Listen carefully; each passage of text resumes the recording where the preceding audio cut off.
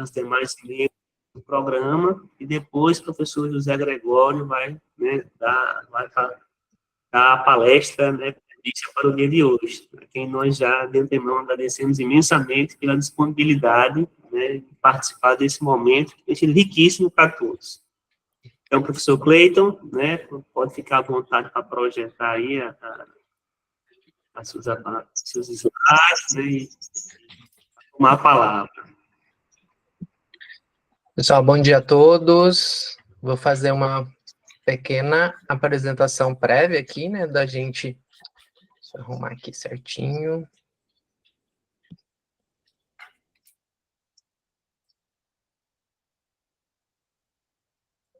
Ops. Consegue visualizar minha tela? Sim, mas está no modo ainda de telas múltiplas, né? Não está nos slides ainda. Então, vamos voltar aqui, calma aí. Deveria ter feito o teste antes.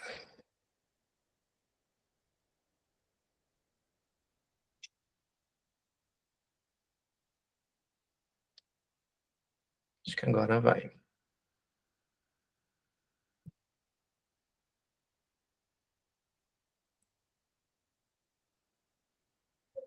Sim.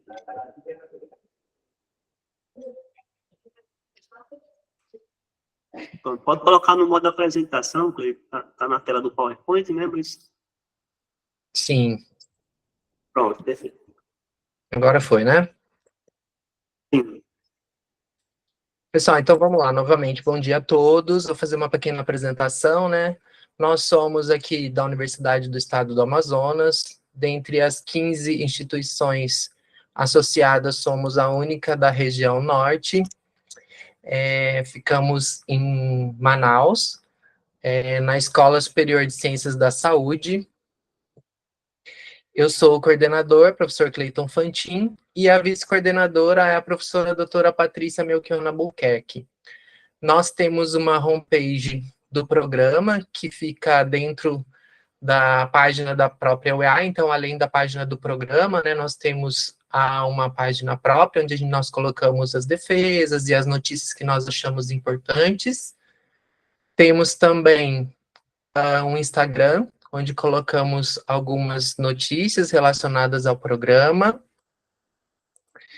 Em relação aos laboratórios, né, nós temos o Laboratório Central de Analítica, um laboratório de bioorgânica, um laboratório de microbiologia, laboratório de proteômica e genômica, e também temos uma sala de estudo para dar apoio aos nossos alunos.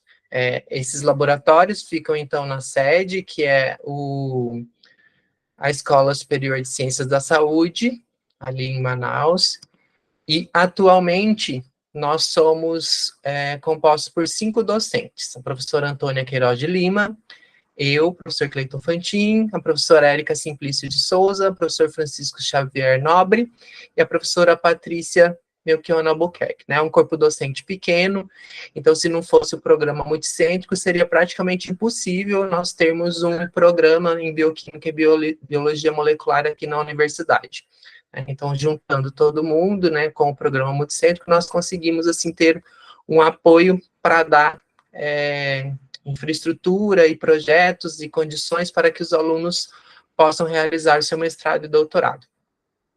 Atualmente, nós somos 14 alunos, onde 7 deles são de mestrado e 7 de doutorado, e ao longo desses anos, nós já titulamos 27 alunos de mestrado e 10 alunos de doutorado.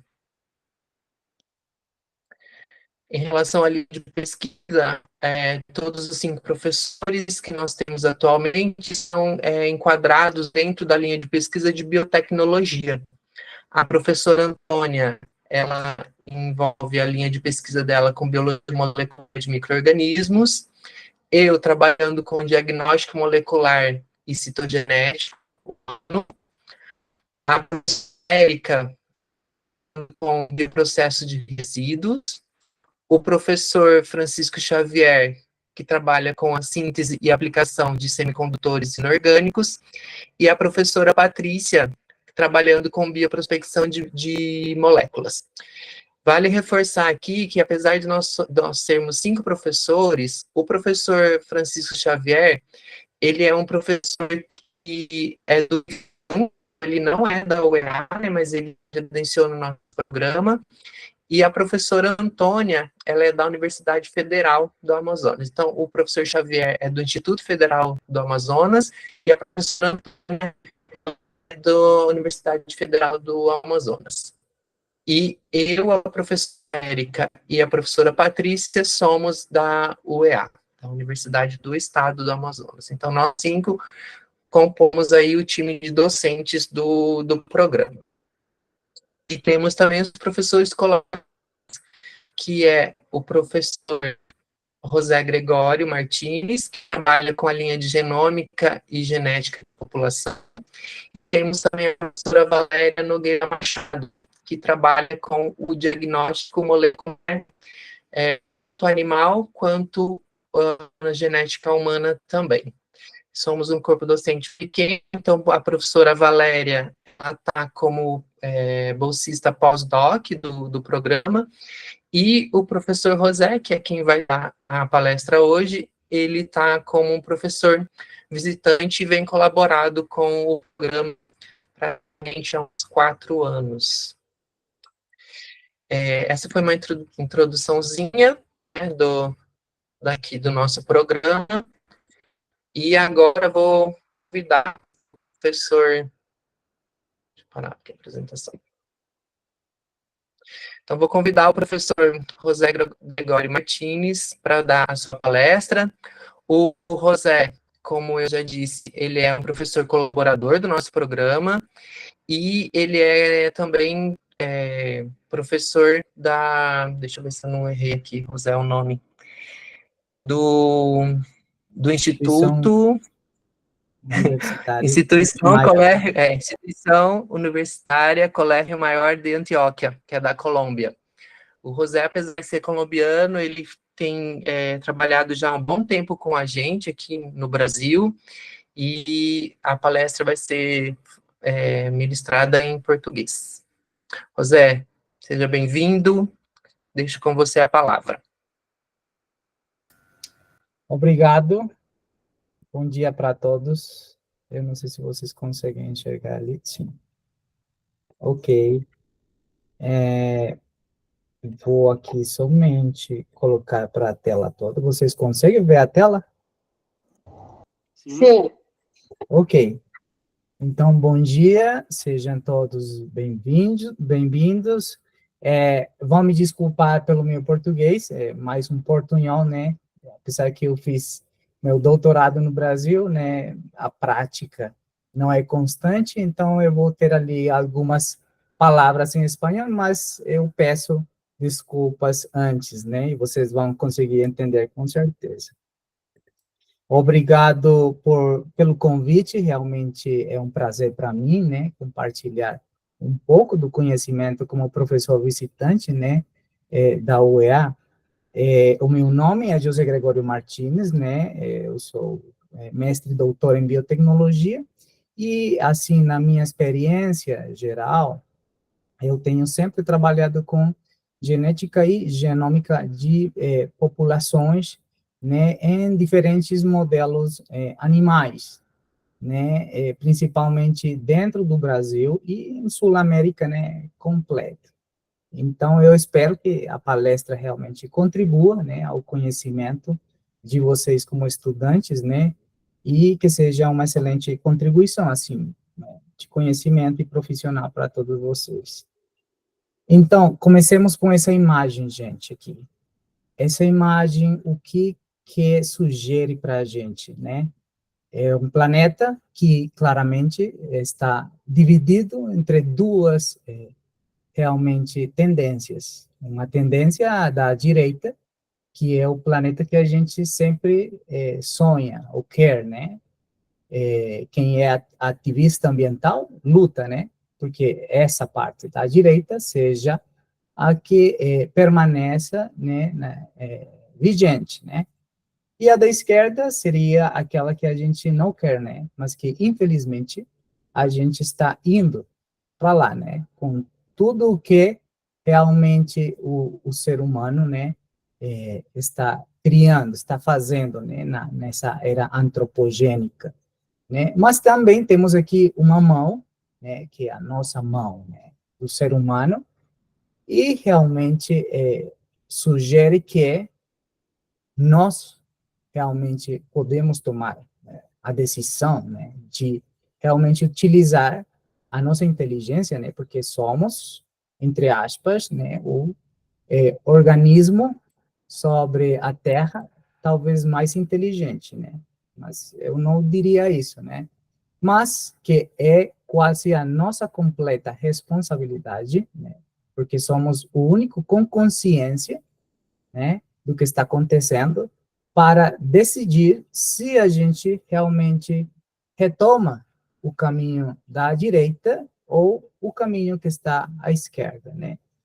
E eu acho que parte dessa formação que nós estamos tendo, que vocês estão tendo como estudantes, todas essas pesquisas que vocês fazem, com certeza, tocam um pouco ou vão na direção, com certeza, de aproveitar, de conservar parte mesmo desse planeta. O planeta tem já sofrido pelo menos 5 extinções massivas, né, ao longo do seu tempo, né, temos mais ou menos 4.500 milhões de anos, né, como planeta, mas na primeira das extinções, faz 444 milhões de anos, 85% da biodiversidade foi perdida nesse momento. Depois, a gente teve uma segunda, com 70% de perda dessa biodiversidade. Depois, 95%, a seguinte com 80% de perda, e a última no Cretáceo, com 76% de perdas. Então, realmente, o planeta tem aguentado, pelo menos a vida sobre o planeta persiste, apesar de, né, de todos esses eventos de extinções massivas. E hoje estamos nos perguntando o que acontecerá no Antropoceno, que é o período no qual a gente domina, né, como espécie, o planeta. Não sabemos, né, o que vai acontecer, mas muitos cientistas falam que realmente a gente já está vivendo uma sexta extinção massiva, porque todos os sintomas de uma extinção massiva estão se manifestando realmente, né? Então, atualmente, realmente, qual que é o panorama, né? Segundo a IUCN, realmente fala ou estima que quase 45.300 espécies estão ameaçadas de extinção. Quando falamos de essas espécies, dentre delas, a gente tem espécies animais, né, como anfíbios, 41% ameaçados, e a gente sabe quão importantes são os anfíbios realmente para a estabilidade dos ecossistemas, né? 26% dos mamíferos, realmente 12% das aves, tubarões e arraias, 37%, os corais, super importantes. Lembrem que um dos sintomas das extinções, o que é mais comum, é a acidificação dos oceanos, né, das águas nos oceanos. E, claramente, os corais jogam um papel muito importante nesse processo. Crustáceos, 28%, répteis, 21%. Ou seja, realmente, quase todos os grupos realmente estão ameaçados de extinção, né? Exceto, claramente, né, o ser humano que só cresce, né, todo dia. Não interessa se vem uma pandemia ou outra, a gente sempre tenta, através da ciência, né, criar mecanismos de realmente evadir a seleção natural. Mas nem todos os animais sobre o planeta podem fazer isso. Podem evadir a seleção, ou podem evadir as catástrofes, né? Que realmente muitas delas são originadas ou aceleradas pelo ser humano. Mas, assim como somos talvez a espécie que mais dano causa no planeta, também poderíamos nos tornar na espécie que realmente maior bem possa fazer para esse planeta e toda a vida sobre ele, né? Através do conhecimento. E a nossa responsabilidade realmente é protegê-las e conservá-las. Por que é, então, importante conservar? Conservar a biodiversidade é importante porque realmente a biodiversidade está estreitamente relacionada com a economia dos nossos países, né? Um país que aproveita, conserva bem a sua biodiversidade é um país que economicamente crescerá. Tem um grande potencial, né? Além disso, a biodiversidade presta para a gente serviços ecossistêmicos muito importantes, que realmente a maior parte dos países que calculam o PIB não leva em conta, mas realmente existe uma série de serviços ecossistêmicos que mesmo assim a gente não estime, não calcule, dentro do PIB realmente estão ali. Sem eles, talvez as economias dos países estariam falidas, né? Então, também é importante conservar, porque a biodiversidade é a base de toda a biotecnologia que a gente faz. Realmente, né? Tudo que vocês estão fazendo no mestrado e doutorado, com certeza, tem uma ligação direta com o aproveitamento de alguma coisa que está na biodiversidade. Tu estuda, tu explora, tu faz bioprospecção a partir disso, para realmente aplicar em algum ponto, né, da vida humana, né, e basicamente essa que é a base de tudo que a gente faz, né, biotecnologia. Quais que são as estratégias de conservação realmente, né, que temos nas nossas mãos? Dentro das estratégias de conservação que a gente tem, temos duas, né, duas metodologias de conservação dessa biodiversidade, né. Tem uma que é a conservação in situ, que é basicamente como o seu nome indica, é uma conservação que você faz ali no local onde as espécies, as populações dessas espécies estão, né? Você não mexe com elas, mas você delimita, mas você identifica, mas você estima, né, o estado dessa diversidade ali, né, para priorizar realmente os seus esforços, ou o esforço dos países, dos estados, para proteger aquilo. Dentro delas estão os parques nacionais, né, os santuários de vida selvagem, reserva de biosfera, etc, etc, né? E está o outro caminho, que é a conservação ex situ, por fora do local onde naturalmente estão as espécies, né? Que já vêm a realmente mostrar outros locais, né, ou outras estratégias por fora da natureza, né? Como, por exemplo, os zoológicos, né, os jardins botânicos, que vocês conhecem, né, são famosos, banco de genes ou sementes também, né, no caso das plantas, e a criopreservação, que talvez junto com o banco de genes, realmente as tecnologias que a gente mais conhece na nossa área, né, que tem a ver com a biologia molecular, a bioquímica, a biotecnologia. Então, eu vou começar basicamente por essa estratégia ex situ de conservação, e depois eu vou tocar um pouco o tema da conservação realmente in situ, né, que tem a ver com genômica da conservação. Então, o que é conservação ex situ? Realmente, dentro da conservação ex situ, como eu já mostrei, é por fora do local natural onde realmente ocorrem as espécies. E dentro das estratégias ex situ, está uma muito interessante que, como biotecnólogos, deveríamos conhecer, né? Pelo menos por cultura geral, que é a crioconservação. Eu, como cientista, a minha experiência está baseada nas duas linhas. Eu trabalhei com criopreservação, realmente, né? O crioconservação de gametas, de modelos animais, nesse caso peixes, era o meu modelo. Desenvolvi vários métodos, né? Ou pacotes tecnológicos de criopreservação para células espermáticas de peixes em via de extinção no meu país, e já depois, no meu doutorado, trabalhei com conservação in situ através da genômica da conservação, realmente. Então, vamos começar com a primeira, né, delas.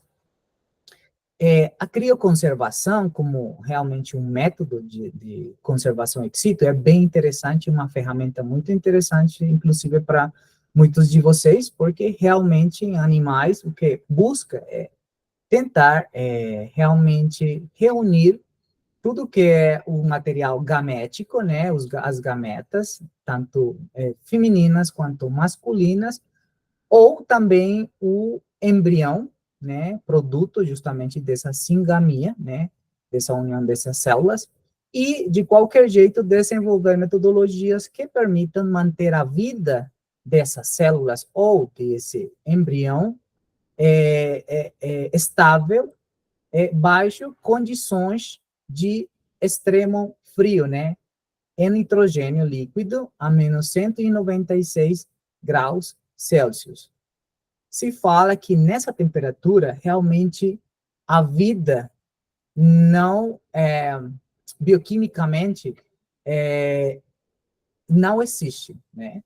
Tem uma discussão, né, ali nesse ponto, mas basicamente é isso que fala a literatura, porque nada a menos 196 graus Celsius consegue operar bioquimicamente, né, metabolicamente. Portanto, na teoria, tudo que está ali realmente está vivo, mas não com as condições naturais que conhecemos como vivo, né, porque o metabolismo está parado na sua totalidade, né.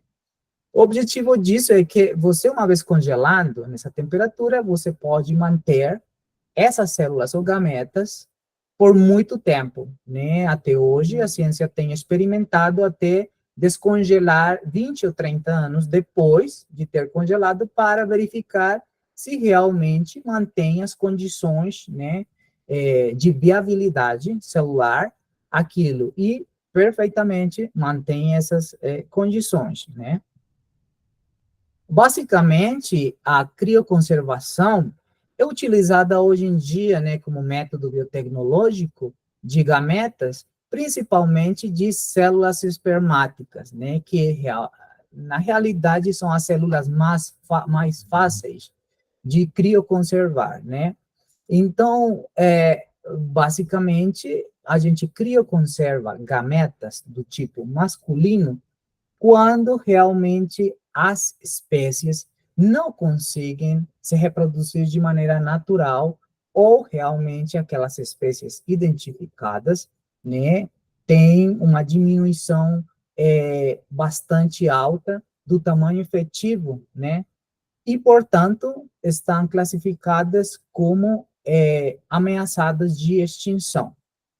O objetivo é que você possa crioconservar tanto sêmen, tantas células gaméticas, como você possa, para usar no futuro, seja quando as fêmeas estejam prontas, né, para realmente você fazer uma fertilização, ou in vitro, ou diretamente uma fertilização, sim, in vitro ou por fora, né, e depois uma transferência daquele embrião, né, ao útero das fêmeas, principalmente, né, estou falando de mamíferos. No caso de peixes, realmente que a fertilização é externa, porque é uma reprodução externa, onde machos realmente geram o sêmen e as fêmeas os ovócitos, né, por fora no ambiente, é muito mais fácil fertilizar artificialmente. Então, a tecnologia é basicamente uma tecnologia que facilita ou acelera, em um tempo bem curto, os processos de reprodução artificial, permitindo realmente ter muito sucesso na proliferação ou recuperação das populações que depois poderão ser reintroduzidas aos ambientes naturais, né?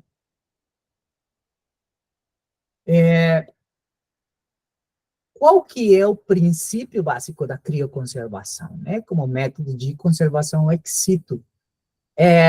O princípio básico dessa conservação é a adição de substâncias que são crioprotetoras, né? As células gaméticas ou embriões ou ovócitos, né? Óvulos.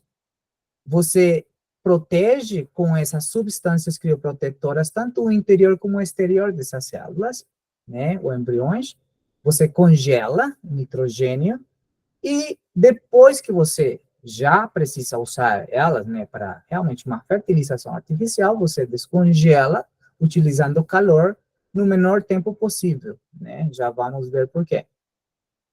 Basicamente, toda célula está composta por quase 80% de água, né? Vocês, como estudantes da pós-graduação, né?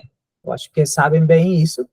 E, portanto, quando você congela uma célula, você corre um grande risco de que os cristais de gelo se formem ao interior dessa célula e, portanto, esses cristais de gelo basicamente vão quebrar a célula e todas as organelas desde dentro para fora, destruindo a célula. Então, vocês vão se perguntar, então, como que é possível a crioconservação se quase todas as células que o senhor está falando têm 80% de água, né? Que é basicamente o que está pensado para qualquer célula, incluídas células gaméticas.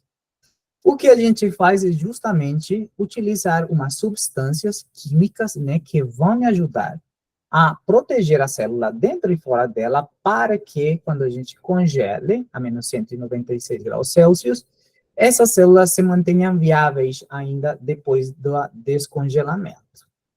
Em que consistem essas substâncias? Basicamente, a gente primeiro adiciona crioprotetores de baixo peso molecular, né? Esses crioprotetores de baixo peso molecular são crioprotetores que podem atravessar a membrana citoplasmática, né, da célula.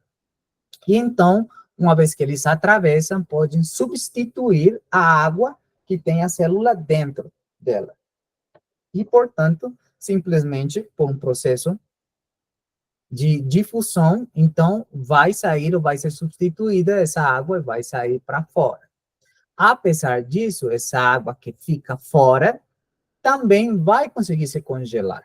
Então, vai, com certeza, gerar cristais de gelo que, se bem não vão se formar dentro da célula, vão se formar fora dela, né? E vão também quebrar a célula ou destruir a célula desde fora.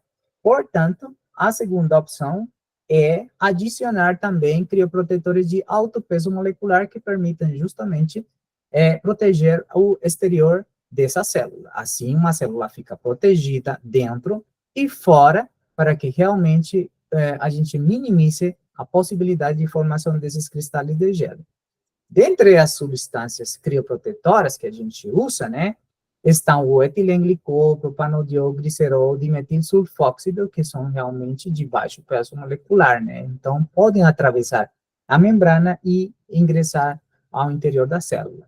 E dentro dos crioprotetores de alto peso molecular, tu pode encontrar muitos, inclusive comerciais, mas eu vou falar de alguns que são o princípio básico dos crioprotetores externos. Estão a glicose, né, e o ovo, que realmente é o núcleo do ovo, o que é utilizado por ter realmente bastante LDL, que são lipoproteínas de baixa densidade, que realmente vão ficar por fora da célula e vão proteger bastante ela da danificação por gelo. Se vocês quiserem fazer uma pergunta, eu não sei se realmente é permitido que os estudantes possam perguntar no meio, né? Não tem problema, mas se não é a regra, não tem problema, né? Ok. Mas se alguém quer perguntar alguma coisa no caminho, pode fazer. Por mim, está bom. Então, esse processo de crioconservação, gente, realmente precisa que você obtenha, principalmente, o sêmen, né, do indivíduo. E isso tem várias estratégias de ser obtido, né?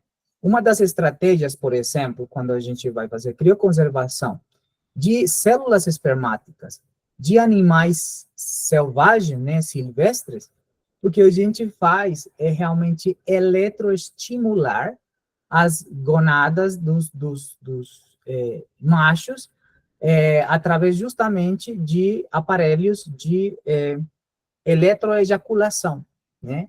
Que permite justamente, vocês podem ver aqui uma foto, onde realmente não é muito, mas o sêmen é bastante concentrado em termos de células por microlitro. Então, mesmo que for bem concentrado, é bem interessante como um ponto de partida para crioconservar. Também tem outras estratégias, por exemplo, nos mamíferos, você simular nos machos vaginas artificiais, que permitam a coleta num tubo final, né? Essa vagina artificial vai ter realmente uma temperatura idêntica à vagina da fêmea mamífera, né? Da espécie. E o que a gente busca é, pelo menos, manter as mesmas condições para que realmente essa coleta de sêmen seja a melhor possível em termos de qualidade e quantidade. Vale a pena falar ou indicar que sempre que a gente faz eletroejaculação, a qualidade seminal não é tão boa quanto quando a gente utiliza métodos de simulação de um breeding natural, né? Realmente.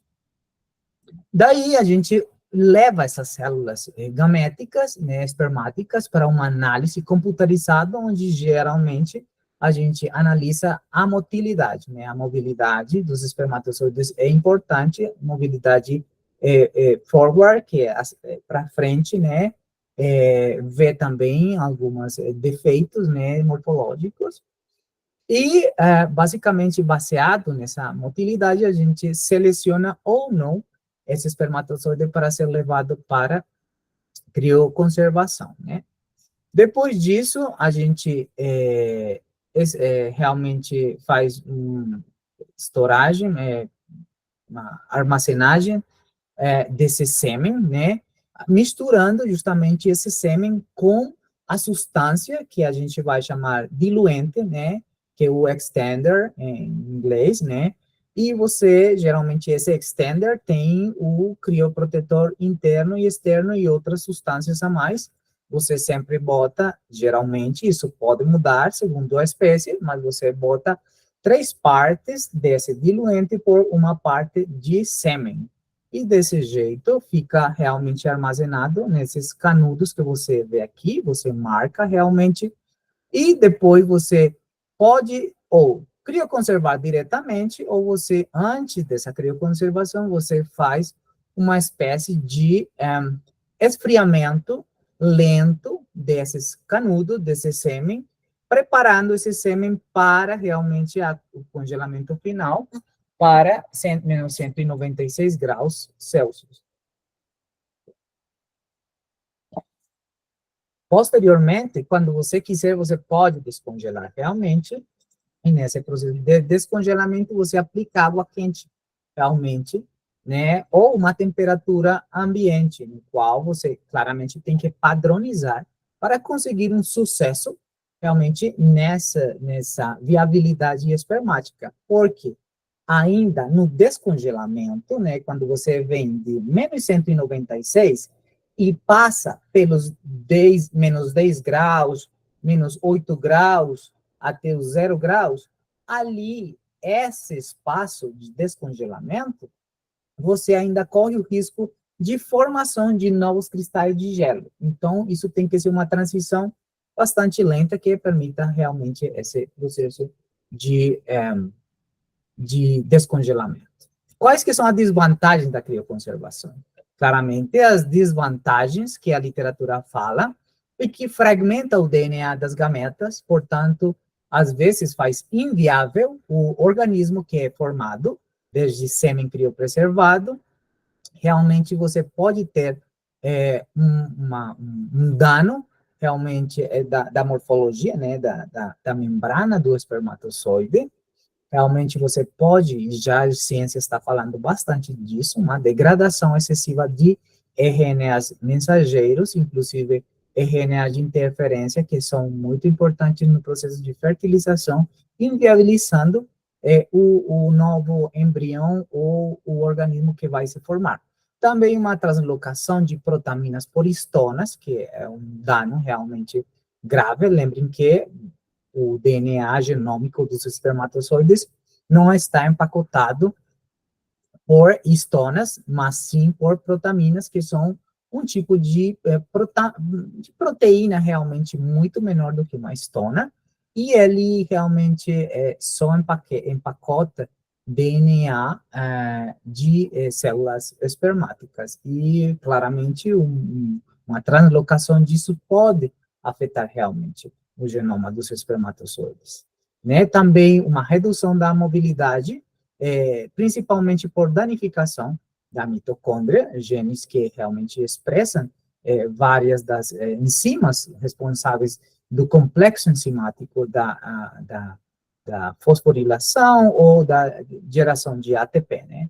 Ou também a formação, realmente, disrupção das pontes de sulfuro, né, que são bastante importantes na qualidade do DNA e da ultraestrutura espermática. Mas então, José, se o senhor fala que realmente a crioconservação, que é um método de conservação ex situ, tem problemas e realmente vai ter algumas consequências na descendência que é gerada a partir dessas células gaméticas crioconservadas, então o que a gente pode fazer realmente, né? Assim, a crioconservação é um método de conservação ex situ que claramente não é perfeito, mas eu acho que é uma boa ferramenta, geralmente para essas espécies que têm uma grande dificuldade de se reproduzir de maneira natural. Você consegue realmente ter um aumento dessas populações através dessas biotecnologias inovadoras da reprodução. Mas o que eu sempre recomendo é que o principal que deve ser feito como complemento a essas biotecnologias de conservação ex situ, é realmente investir recursos de maneira grande, tudo quanto seja possível, em conservação in situ, que realmente não é só um complemento à conservação ex situ, mas eu acho que é o mais relevante, né? Porque realmente vai permitir ter uma maior prevenção, inclusive, de que as espécies cheguem no ponto que você tenha que utilizar esse tipo de biotecnologias. Então, realmente um método preventivo, né, antes de que as populações fiquem ameaçadas de extinção, eu acho que é necessário investir em conservação in situ. E essa conservação in situ, basicamente, gente, eu vou explicar para vocês que quando a gente fala de conservação in situ, a gente está falando de proteger as espécies ali onde elas estão, na natureza, né? Eu acho que é o passo principal. E, basicamente, para poder entender o que eu vou proteger lá na natureza, eu devo entender quais que são os níveis de organização, né, realmente da vida que eu vou proteger ali na natureza. E dentre esses níveis, basicamente, a gente tem genes, células, organismos, né, e temos populações, vários indivíduos, né, espécies, e temos grandes clados, né. Isso aqui é macroevolução, né? E isso aqui é microevolução. E é importante que a gente vá ligando uma coisa física, que é essa daqui, né, com os processos microevolutivos, né? Só que acontecem esses processos microevolutivos, né? E aqui já é quando tem acontecido um longo período de tempo, né? A acumulação de processos microevolutivos podem levar ou não a um processo de macroevolução, né? Nível de espécies, classes, tá? Então, qual que é o foco da conservação in situ, basicamente? O foco realmente da conservação in situ são as populações dentro das espécies, né? Realmente, o que você tem aqui é um processo evolutivo, onde realmente temos uma população ancestral que, ao longo do seu período evolutivo, né, tem vários tipos de forças, né, por exemplo, barreiras físicas ou climáticas que obstruem ou dividem essa população ancestral em duas e, então, vão gerar subpopulações que vão começar a se diferenciar, né? Vão se isolar justamente por essa barreira e, finalmente, com o tempo, podem gerar novas espécies. Esse processo aqui é basicamente o foco da genômica da conservação, da genética da conservação e o foco da conservação in situ através do uso da genética, né? E é justamente isso aqui resumido. A primeira coisa é que nós devemos identificar as espécies, é necessário, né, num espaço geográfico, né, e verificar se essa espécie realmente tem um risco de erosão, se realmente essa espécie está organizada em distintas populações, quais que são essas populações, e, além disso, nós temos que verificar realmente se essa espécie é abundante ou não, se, qual que é o seu tamanho efetivo, quais que são os índices de diversidade, né, e se essas populações estão interconectadas ou não, né, nessa área geográfica. É basicamente esse o foco da conservação in situ, né, é essa delimitação dessas unidades. Então, em genética da conservação, falando já claramente, né, do que é o foco da nossa apresentação, nós temos vários níveis de unidades que devem ser identificadas durante esse processo de conservação in situ, né, utilizando ferramentas genéticas. Moritz, em 1994, ele foi um dos pioneiros, né, em gerar e dar nomes às unidades de conservação que realmente são prioridade para que as instituições, que as autoridades de um país foquem os seus esforços econômicos e logísticos para protegê-las. Então, ele define, principalmente, que dentro de uma espécie você pode ter diferentes essos, né? Esso é uma unidade evolutiva significativa, que ele claramente definiu como um conjunto de indivíduos que estão seguindo uma trajetória evolutiva independente e que não estão tendo conexão ou fluxogênico entre elas, né? Já não estão tendo mais. Ou seja, que a gente pode falar tipo um ponto de uma lineagem, né, genética, está falando, né? E dentro de cada esso, né, cada unidade evolutiva significativa, você deve identificar as unidades de manejo que estão dentro de cada esso. E aí sim, essas unidades de manejo, basicamente, ele define como populações que estão semi-isoladas, né, semi-isoladas porque realmente estão geneticamente estruturadas, tem um fluxo gênico reduzido entre elas, mas ainda tem, mas ele fala que cada uma dessas populações ou unidades de manejo tem uma demografia independente. O que quer dizer isso? Que realmente todos os casos de nascimento e morte, principalmente, dependem dos indivíduos que estão dentro dessa mesma unidade de manejo e não de outros que estão vindo de fora, né? Então, essa independência demográfica é muito importante para a gente entender como também pode delimitar. Mas a força mesmo do critério de delimitação de uma unidade de manejo está basicamente em que é uma população estruturada a respeito de outras, né? Ok.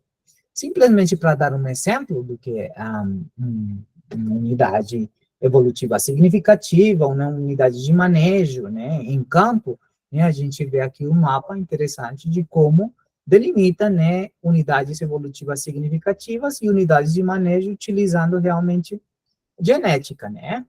Então, a gente vê aqui realmente 3 unidades evolutivas significativas, né, de realmente populações, né, conformando cada unidade. Se vocês veem aqui, na análise filogenética, claramente, cada uma dessas que tem sido delimitada como unidades evolutivas, estão seguindo uma trajetória evolutiva independente, né? Mas, dentro dessa ESO, em particular aqui, eles observam que alguma dessas localidades mantém muito mais fluxogênico do que com outras localidades. Portanto, eles o que fazem é delimitar quais que são esses locais que, entre eles, mantém muito maior fluxogênico do que com outros. E assim, delimitam as unidades de manejo, né? Em termos estritos, né, do conceito de como delimitar unidade de manejo, eles baseiam nessa delimitação, não somente nessa análise que está aqui, né, mas também nas frequências dos alelos nucleares, né, através da análise de estrutura, onde mostram claramente que as unidades de as ESO, né, também não tem nenhum tipo de fluxogênico uma com a outra, né? Mas dentro dessa ESO daqui, tu está vendo que tem umas populações realmente que ainda estão tendo um grau de fluxogênico, portanto, são consideradas unidades de manejo dentro dessa grande ESO. Somente para dar um exemplo para vocês. Dentro da teoria, que Moritz, em 1994, gera, né, todo um marco teórico para delimitar unidades de conservação utilizando genética, ele realmente gera com um modelo que era um modelo de peixes, né? E ele realmente o que fala é o seguinte: para você delimitar unidades evolutivas significativas e unidades de manejo, realmente você vai precisar de 2 tipos de marcadores. O primeiro dos marcadores é o ADN mitocondrial. E o segundo é o ADN nuclear, né? Então, realmente, a gente, sempre que vai delimitar unidades de conservação, in situ, precisa utilizar esses 2 tipos de marcadores, né?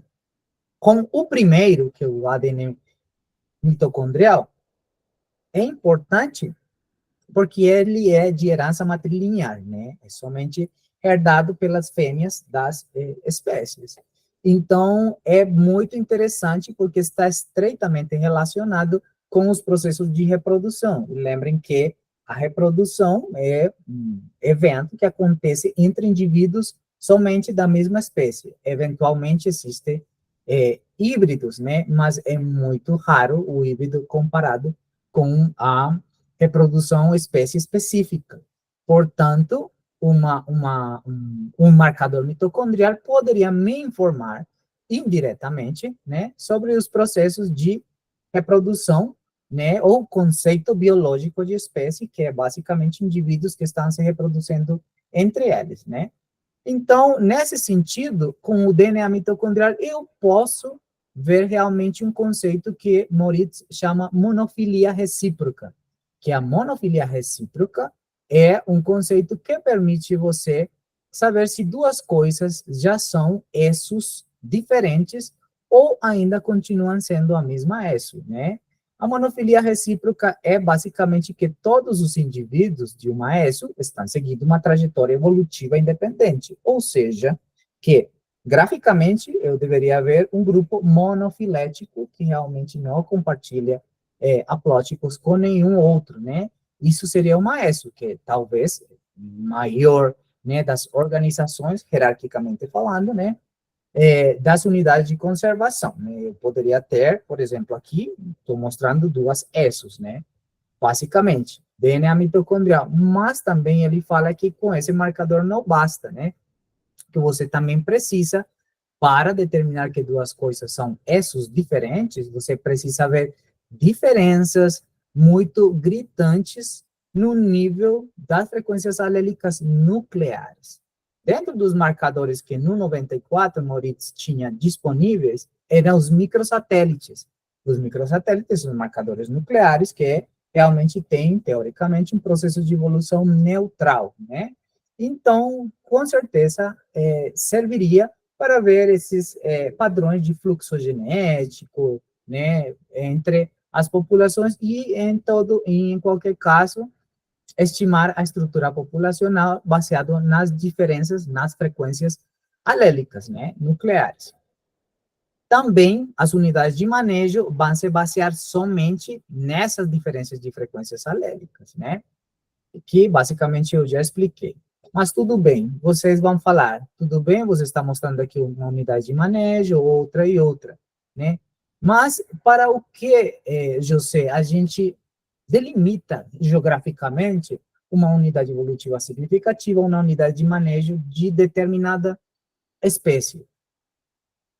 Isso tem várias aplicações. Dentre delas por exemplo, se seu modelo, né, animal, é uma espécie realmente muito explorada, né, para o consumo humano, por exemplo, peixes, realmente você poderia delimitar áreas de pesca, né, para realmente para essas espécies, né? Você realmente poderia falar, aqui pode pescar, aqui não, né? Essa daqui é uma unidade de manejo que realmente está composta por uma única localidade e, portanto, é muito mais vulnerável, porque se diminuir as populações aqui, eu não posso substituir esses indivíduos com, talvez, outra localidade próxima, né? Então, realmente, tu prioriza, realmente, como proteger essas unidades de manejo, né? Ou quando você tem uma única ESO, com uma única unidade de manejo, é altamente vulnerável. Então, realmente, você pode tomar decisões ou não de estabelecer áreas de pesca ou não nesses lugares. Também permite, então, determinar as fontes de indivíduos para translocações e reintroduções. Como eu já falei, eu não poderia, por exemplo, pegar indivíduos dessa ESO daqui de cima e levar para reintroduzir nessa ESO daqui de baixo. Eu só posso trabalhar entre unidades de manejo da mesma ESO. Senão, eu estaria fazendo realmente um desastre ecológico. Isso se chama depressão exogâmica, quando já duas coisas estão seguindo um padrão evolutivo diferenciado e tu simplesmente, de maneira artificial, junta de novo eles através da reprodução. Isso não é possível. Se você não tivesse delimitado as ESO, provavelmente uma outra pessoa pode, por desconhecimento, por falta de informação, fazer aquilo, trazer indivíduos daqui para cá, para baixo, ou vice-versa. E isso realmente destruiria o potencial evolutivo da espécie. Fontes de indivíduos, posso determinar fontes de indivíduo para reprodução em cativeiro e também para delimitar áreas de proteção e foco dos esforços de conservação. O dinheiro do Estado não é muito para proteger todas, né, a espécie como um todo, né, em todas as espécies, mas com isso aqui a gente pode realmente priorizar, saber o que realmente é mais vulnerável e então focar ali os esforços econômicos, logísticos de proteção daquela espécie. Apesar disso, os microsatélites como marcador, desculpa, apesar disso, estão conseguindo ver de novo a minha apresentação? Sim, sim. Ok.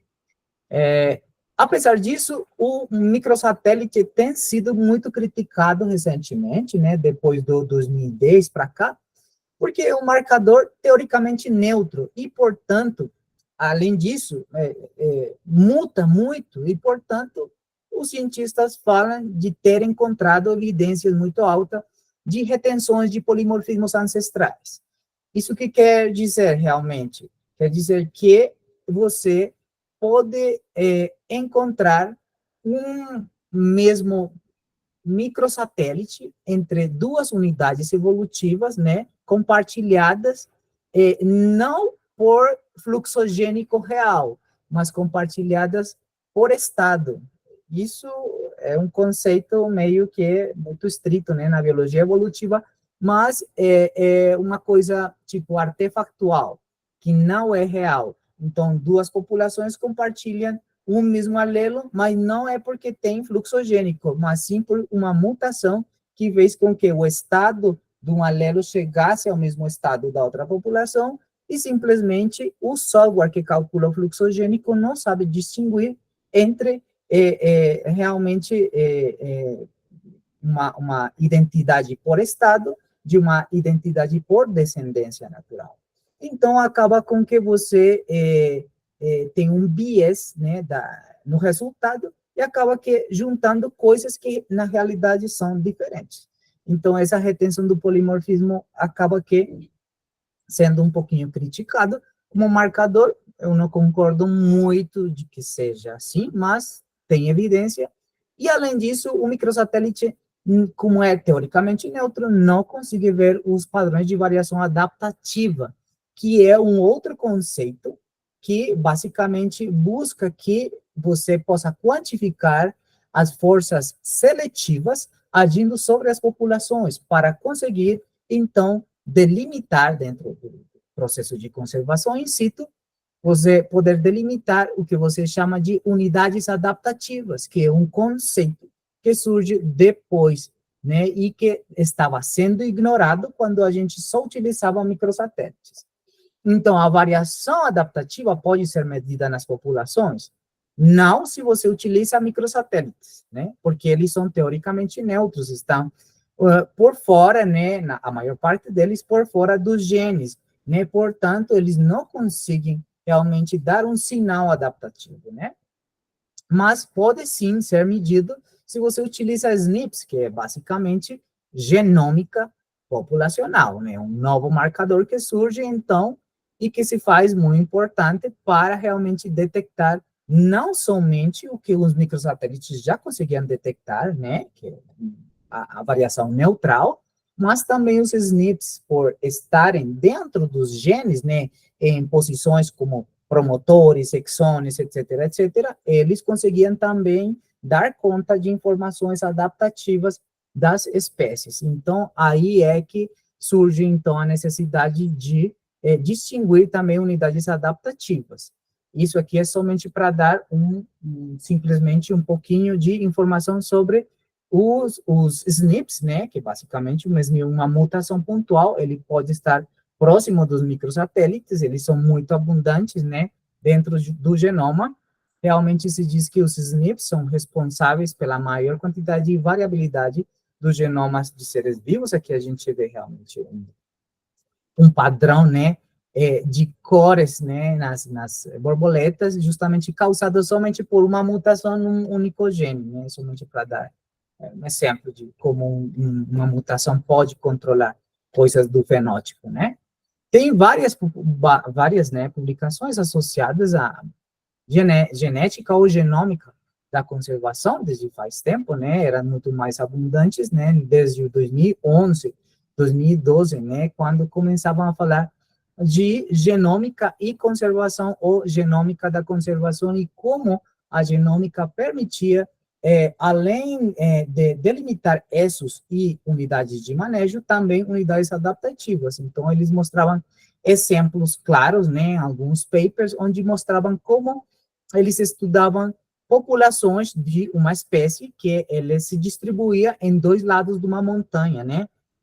Essa aqui são fotos, 3 fotos da vista aérea dessa montanha, né, desde cima, e mostram as localidades onde eles amostraram e fizeram realmente uma genotipificação de SNPs, né, utilizando métodos, obviamente, de sequenciação genômica, e um lado esquerdo e direito da montanha, né, E então, aí tinha um fator adicional, e que uma montanha é um gradiente altitudinal, portanto, aqui embaixo faz mais calor, e aqui mais frio, portanto, adaptações, um produto da seleção por esse gradiente, iam estar presentes no genoma desses indivíduos. Então, era importante também definir unidades adaptativas, né?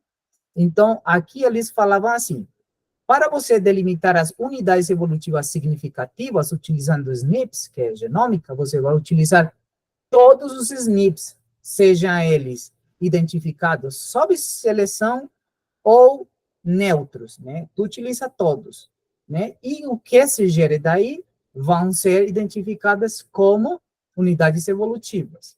Mas se você quer identificar realmente unidades de manejo, você somente deve utilizar os loci neutrais, né? Depois de uma avaliação, você identifica como neutrais. Você utiliza eles e você avalia a estrutura populacional. E aqueles clusters populacionais que sejam gerados, você vai considerar como unidades de manejo. E, finalmente, se você quer determinar as unidades adaptativas, né, que nesse caso seriam as populações aqui em cima versus aqui embaixo, né, em cada um dos lados, que são esse laranja que vocês veem aqui, um lado e outro, aqui.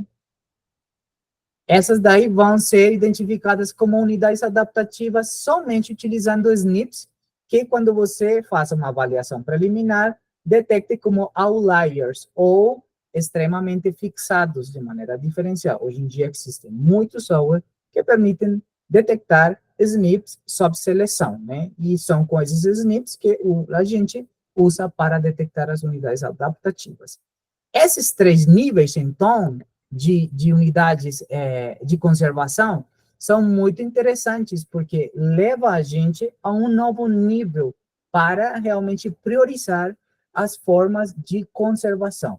Unidade evolutiva, manejo e agora unidade adaptativa. Isso é importante porque você não poderia, então, num processo de translocação, levar indivíduos dessa unidade adaptativa de aqui de baixo para cima. Não pode, né?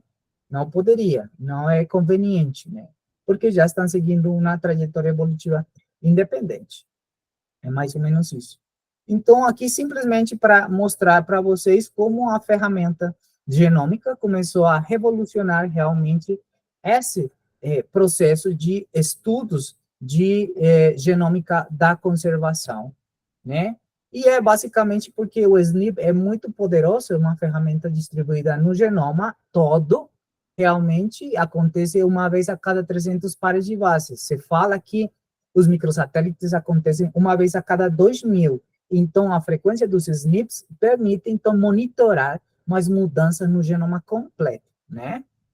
Também é codominante e, assim, realmente tem uma taxa de mutação bem interessante, né? Que também permite ter um registro relativamente rápido, né? Das forças evolutivas agindo nos indivíduos, nas populações. Realmente, ele acontece realmente aleatório, né? Está em todo o genoma, tem uma grande representatividade e todas as forças evolutivas podem agir sobre ele, diferente dos microsatélites, né? Que a maior parte, né? Tem alguns microsatélites muito próximos, um desequilíbrio de ligamento, de ligação, com alguns genes, mas é muito raro, então a gente fala que realmente o microsatélite é teoricamente neutro, mas SNP, todas as forças evolutivas podem ser estimadas utilizando esse marcador, que simplesmente para você ver o que é um SNP, né, uma mudança, e o que é um microsatélite, que é um marcador baseado em repetições em tandem, e os SNPs são mutações pontuais, somente para que vocês fiquem muito mais claro. E é claramente que a genômica, isso foi no 2011, né, que foi falado que todo o processo de estudo genético, genômico, ia estar baseado em Next Generation Sequence. E, claramente, os estudos, esse SNP aqui, quer dizer SNP genotipados por realmente PCR em tempo real, né? Esse aqui por sequenciamento de nova geração. Claramente ia crescer até o 2020, mas a gente já vê que realmente isso para cá é enorme, né? E justamente porque os SNPs não possuem homoplasia, né? que realmente tem a ver um pouco com essa retenção de polimorfismos ancestrais dos microsatélites. Podem ser neutros sob seleção, eu já falei, ampla abundância e genotipagem muito mais objetiva. Em termos comparativos, desde o ponto de vista estatístico, quantos SNP podem ser usados para eu ter um grande poder estatístico? Falam que entre 42 e 100 SNPs neutrais tem um poder estatístico de 10 a 22 microsatélites, mais ou menos, né? Mas hoje em dia, realmente, com as máquinas de sequenciamento de nova geração, a gente realmente está tendo muitos mais SNPs, né? 20 mil, 18 mil, 15 mil, no pior dos casos, 4 mil, 5 mil, para realmente mapear o comportamento de populações, né? Simplesmente é para falar isso. Também aqui, um pouco da estatística dele, né? Quando a gente compara os microsatélites com, microsatélites com SNPs, e mostra e o relaciona realmente com a distância geográfica, né? Que é simplesmente uma regressão entre a diferenciação genética e a geografia, que mostra um teste de Mantel, onde a gente tenta um pouco medir se a geografia explica um pouco as diferenças genéticas, e realmente, quando utilizamos SNPs, vemos realmente um poder estatístico bastante melhor do que com os outros marcadores, né? Basicamente isso. E aqui, geral, simplesmente para fechar um pouco com vocês, como é que os SNPs não somente são utilizados, né, para genômica da conservação, mas também hoje em dia estão sendo usados para genética quantitativa, estudos filogenéticos, genética populacional, conservação, como a gente está vendo agora, né? Vocês vão se perguntar, e como é que eu detecto SNPs sob seleção, né? Tem várias ferramentas, né? Entre eles, o que eu mais uso é o Bayesian, que é um software que utiliza realmente inferência bayesiana, é muito, talvez, o software mais robusto, e que permite realmente você diferenciar que SNPs, por exemplo, aqui, utilizando um False Discovery Rate, FDR, de 5%, você já consegue detectar SNPs que estejam sob seleção e diferenciar de aqueles que não estão sob seleção, para você conseguir criar bancos de dados neutros e não neutros para os fins que eu já falei para vocês. Aqui uma simples comparação de como realmente vários tipos de marcadores de tipo genômico são utilizados para diferentes tipos de objetivos, mas no nosso caso, que é filogenia e genética populacional no nível de espécie, realmente o tipo de marcador mais utilizado para extrair os SNPs, né, para genotipar, são o RAT-seq ou DRAT, né, que realmente permitem uma melhor resolução na hora de fazer análises populacionais. E isso aí, gente, muito obrigado pela atenção, e estou aberto às perguntas de vocês. Obrigado uma vez mais pelo convite, espero que tenham gostado da apresentação.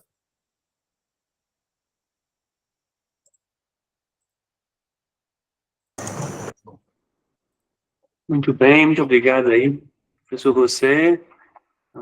Abro aqui para perguntas. Deixa eu ver se já tem alguma aqui.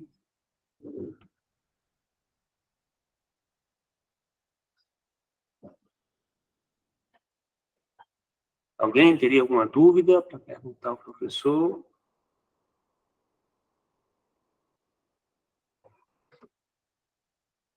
Eu teria alguma, acho que foi parcialmente respondida agora nesse último slide, que é a respeito dos SNPs que seriam mais importantes, né, para se estudar, para fazer essa análise evolutiva, né, então, essa análise de conservação.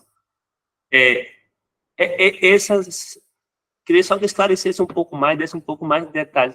Esses SNPs, eles estão em alguma região que tem alguma função específica, assim, são relacionados a genes que tenha alguma atividade ou algum papel funcional, assim, mais ou menos, seja comum entre as espécies ou não? vocês conseguem ver e me escutar, né, nesse momento. Estão vendo? Sim, sim. Ok, esses aqui, realmente, professor, obrigado pela pergunta. Realmente, quando a gente toma DNA total, né, de uma população, de um conjunto de indivíduos, e manda sequenciar, realmente essas duas metodologias aqui vão tomar até um 10% do genoma para ser sequenciado. Realmente a gente não consegue sequenciar o genoma inteiro dos indivíduos. Então, por isso que chama de marcadores anônimos. Você não sabe o que você está sequenciando. Você está aleatorizando, né, realmente o sequenciamento. Porque para a genética populacional, genômica populacional nesse caso, você não tem um interesse em particular de mapear um SNP em uma posição determinada. Realmente você pega SNPs aleatórios, porque todos eles contam, né, a mesma história. Mas você tem a sorte de que muitos dos fragmentos que você sequenciou vão ter SNPs que estão localizados ou muito próximos dos genes codificantes de alguma proteína que está permitindo um processo adaptativo, ou o SNP está dentro propriamente do gene. Então, tanto faz se está próximo ou dentro do gene, tu, através das análises estatísticas, né, para a detecção de genes, de SNPs sob seleção, você vai conseguir, por desequilíbrio de ligamento, detectar esses SNPs que provavelmente estejam ligados a uma função, né, nesse momento, que está permitindo o processo de adaptação diferencial. Então, é de sorte, realmente. Nem sempre você vai conseguir recuperar adaptativos, mas a gente está, hoje em dia, tentando fazer sequenciamentos a cada vez mais profundos para tentar ter uma cobertura maior dos genomas e, assim, conseguir detectar não só neutros, mas também adaptativos. Isso independente da espécie? Ou, assim, em peixes é mais... Sim, nas espécies animais de genomas que são grandes, 1,5, 2 de tamanho de genoma, aí é que, basicamente, a genômica animal está se mexendo nesse intervalo de tamanho de genoma. Então, realmente, é o padrão, né, nos genomas animais, né. Lembre, professor, que nos genomas animais, a gente tem somente 1,5% do genoma é codificante, né? E o outro 98,5% realmente são regiões que a gente ou regulam, ou que estão ali, a gente não conhece a função. Então, realmente, a probabilidade da gente pescar SNPs próximo desse 1,5% é baixa, mas a gente consegue realmente, mesmo que não seja muito. Certo, obrigado. Nada. Mais alguma pergunta? Cleiton, pode ficar à vontade. José, quando a gente fala de genética de conservação, né, a gente está vendo aí medidas de variabilidade genética, de fluxo gênico, esses tipos de parâmetros. Isso demanda muito tempo e também dinheiro, né, assim, para a gente gerar algum resultado. Na sua visão, esses resultados, eles são aplicados, assim, quando vai fazer plano de manejo na unidade de conservação ou algum tipo de estratégia? Como é que no geral, os resultados dessas pesquisas, né, as pesquisas mais levadas da genética, são aplicadas?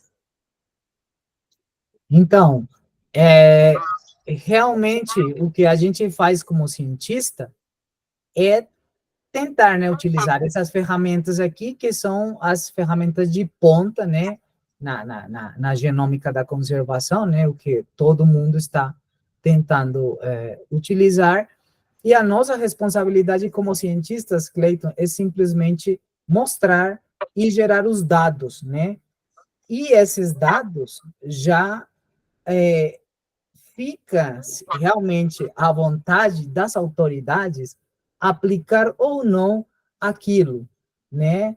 É difícil você ver que uma autoridade acredite na ciência. Tem pessoas que ocupam cargos políticos, que têm poder para decidir sobre essas áreas de conservação, sobre essas espécies, e tomam realmente decisões baseadas na evidência científica.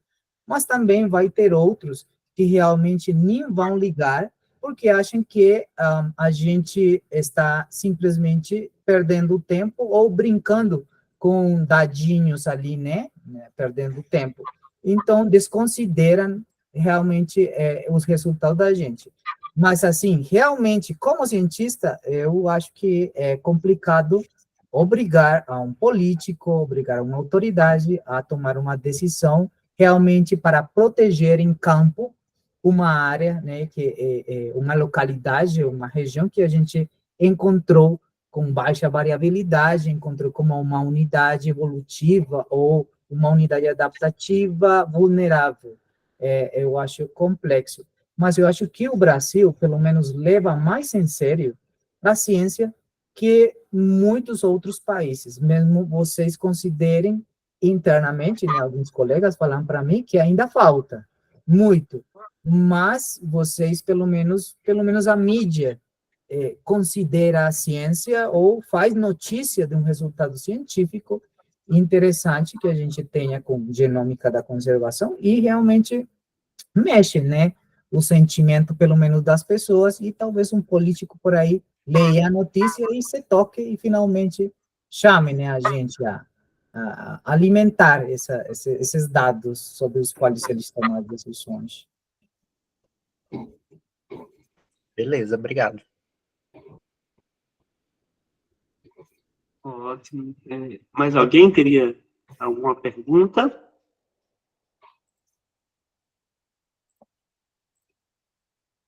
Se não, a gente agradece demais a professor Cleito, professor José, pelas interessantíssimas e brilhantes palestras, né? Então, são momentos riquíssimos aqui que nós estamos compartilhando, né, com todos que fazem o programa e que estão disponíveis também agora, né, no YouTube para quem desejar revisitar ou quem não teve oportunidade de acompanhar, ter oportunidade, né, conseguir posteriormente visualizar. Então, agradecemos demais, né, e fechamos com a palestra de hoje o nosso primeiro ciclo, né, de seminários integrados, né. Estamos fazendo a organização do segundo ciclo e em breve divulgaremos com todos aqui, com todos do programa, o nosso novo calendário. Muito obrigado, Cleiton, muito obrigado a você. Foi um prazer e um aprendizado imenso, né, essa oportunidade que vocês nos proporcionaram hoje. Então, era isso, né? Agradeço a todos e até uma próxima. Obrigado a todos, um prazer. Até mais. Tchau, tchau. Bom dia a todos. Até a próxima. Até a próxima.